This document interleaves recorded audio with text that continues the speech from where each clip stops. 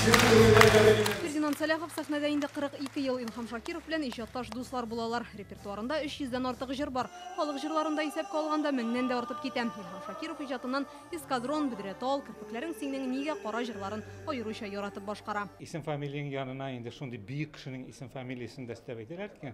Илхам Шакиров бийеклегенә син тартылырга тиеш. Аның йөзенә кызыл китәргә тиеш түгелсең. Ул иҗатның дәвамчысы булырга тиеш. Хатын-кызлар арасыннан дәрәҗәле исемгә Татарстанның халык артисты Флюра Сөләйманова лаек булды. Аңа премияны туган көнендә тапшырганнар. Сизәм җилләр искәнен.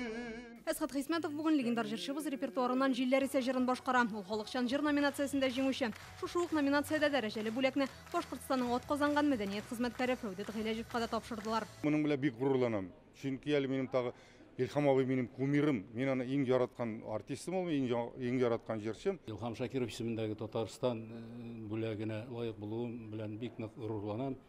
Бик нык рәхмәтлемен. Премияны 2020 елдан башлап Илхам Шакировның иҗатын дәвам итү, татар җыр сәнгатен таныту максатыннан тапшыралар. Мәдәниятебезне, җырларыбызны ихлас күңелдән үткәреп, менә шулай сезнең кирүгездә милләт өчен, халык өчен бу зур горурлык. Премияны 2 елга бер тапкыр җыр сәнгать өлкәсендә аеруча зур казанышларга ирешүчеләр ала. Аның күләме 200 мең сум. Шул рәвешле Илхам Шакиров иҗаты да онытылмый ди оештыручылар. Интеллект Саинова, Гадел Миндубаев, Яңа гасыр каналы.